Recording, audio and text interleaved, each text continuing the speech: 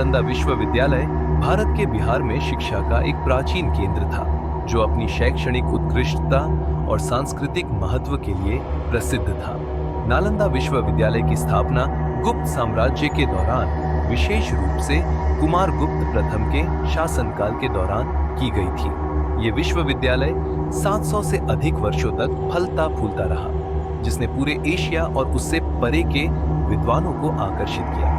उस समय नालंदा विश्वविद्यालय ने बौद्ध धर्म, दर्शन, तर्कशास्त्र, व्याकरण, चिकित्सा, खगोल विज्ञान और गणित सहित कई विषयों की पेशकश की।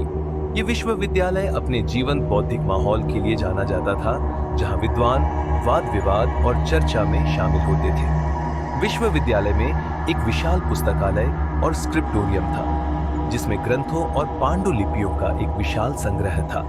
नालंदा विश्वविद्यालय बौद्ध शिक्षा का एक प्रमुख केंद्र था और इसने महायान बौद्ध धर्म के विकास में महत्वपूर्ण भूमिका निभाई। इस विश्वविद्यालय ने चीन, कोरिया और तिब्बत सहित पूरे एशिया के विद्वानों को आकर्षित किया और इसे शिक्षा में उत्कृष्टता के केंद्र के रूप में मान्यता दी गई। नालंदा विश्वविद्यालय की शिक्षाओं और विरासत का कई एशियाई देशों की सांस्कृतिक और बौद्धिक विरासत पर स्थायी प्रभाव पड़ा है।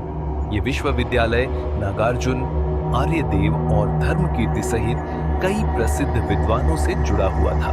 चीनी भिक्षु और विद्वान जुआनजांग ने 7वीं शताब्दी में नालंदा विश्वविद्यालय में अध्ययन किया और इसकी भव्यता और बौद्धिक वातावरण के बारे में विस्तार से लिखा।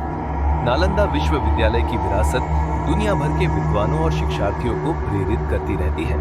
आखिरकार 12वीं शताब्दी के अंत में आक्रमणकारी बख्तियार खिलजी ने मठ को ध्वस्त कर दिया, भिक्षुओं को मार डाला और मूल्यवान पुस्तकालय को जला दिया और समय के साथ इसकी विरासत फीकी पड़ गई। हाल के वर्षों में नालंदा विश्वविद्यालय को आधुनिक शिक्षा केंद्र के रूप में पुनर्जीवित करने के प्रयास किए गए हैं, जिसमें अंतः विषय अध्ययन और नालंदा अंतर्राष्ट्रीय विश्वविद्यालय के रूप में अंतर्राष्ट्रीय सहयोग पर ध्यान केंद्रित किया गया है।